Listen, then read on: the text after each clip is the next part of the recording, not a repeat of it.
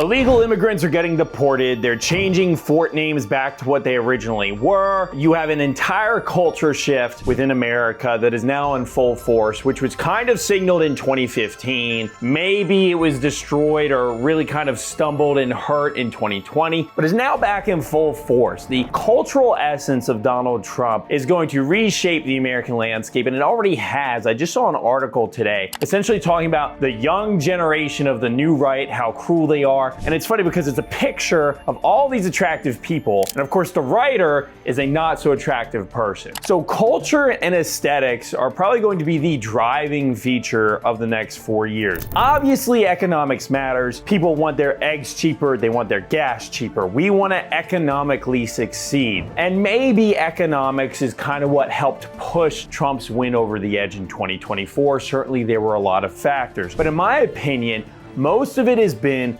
culture. There's a culture of anti-war.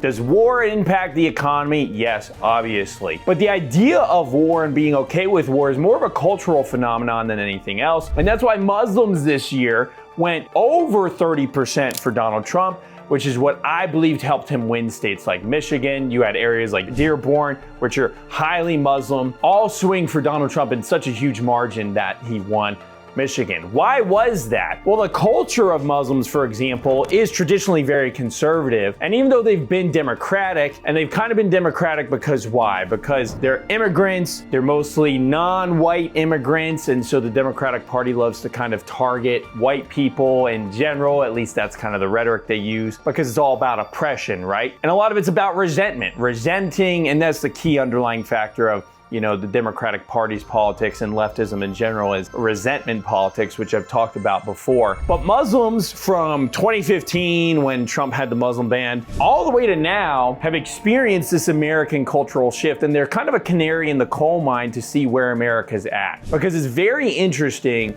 that Muslims have decided, hey, actually, I align more with the Republican Party and these conservative anti-war values than I do with the Democratic Party. That's a big deal. It's actually a very big deal because not only is that a fraction in the Democratic Party's coalition, it shows you how the conservative Republican right-wing culture has essentially won out over the past decade and really taken hold and grasp over everything. Because, Obama was the left's kind of cultural high. You have a young black man who becomes the first black president, and he's cool in the sense that he says snarky remarks, right? He's got a little bit of swagger. The media portrayed him as really cool. They say he's a good speaker, even though he has to have a teleprompter, right? But it doesn't matter because that's what people see. And Trump, who was cool and an icon for his whole life, is then trashed during his first election. There's chaos within. But then you have Biden, and Biden was the antithesis of cool. Biden and Kamala, nerds, dorks, no swagger, can't speak, made fun of, easy targets. You have the cultural shift of,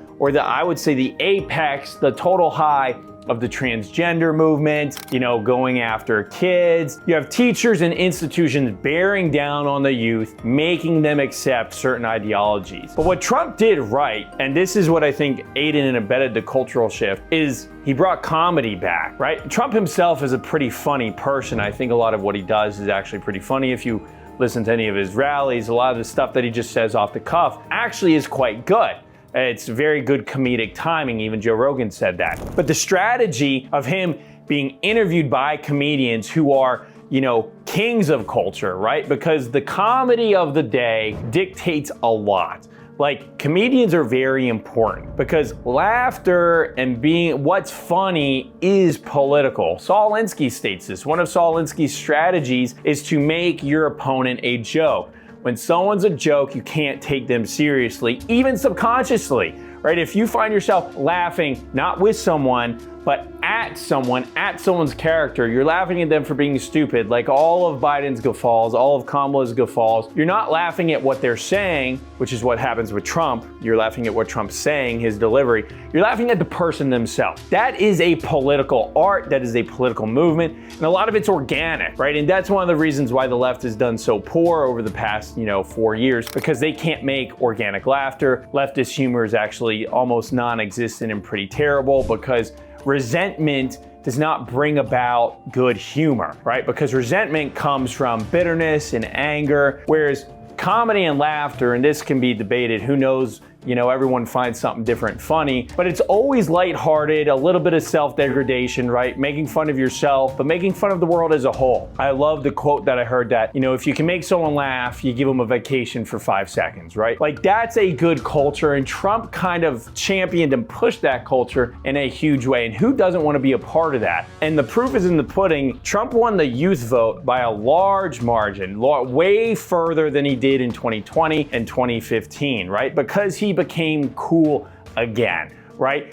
He essentially dominated the mainstream outside of the mainstream news, which is a term we shouldn't use anymore because the mainstream news is not mainstream anymore. And he was able to go on the new forms of media like TikTok, have clippable moments like these comedian podcasts, and kind of dominate that culture. Even deporting immigrants, right?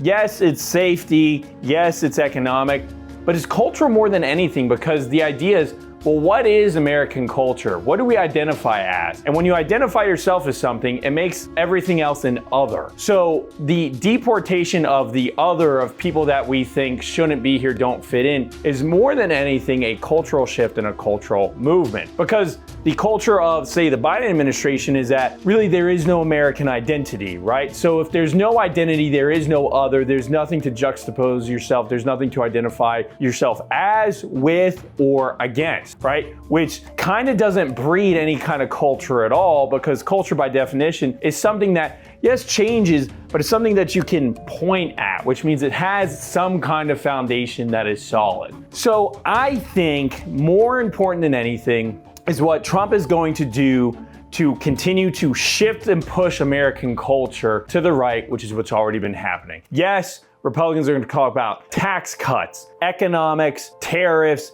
eliminating the IRS, but all those are kind of a broader kind of cultural moment of what American culture is now really praising and advancing, which is freedom, exploration, living life to the fullest, the true pursuit of happiness, real freedom of speech, real anti-nanny state, anti-regulation, anti-authoritarianism, true individualism, not state-mandated individualism, which is a lot of what this trans movement has been, is state-forced individualism, which is kind of ironic, but also not at all. You're going to see that cultural shift, I think, push forward and transform. And if Republicans, but mostly Trump and possibly J.D. Vance and people like Vivek and Elon, are able to continue that cultural shift, Republicans should have no problem winning in 2026 and keeping the House and the Senate Republican.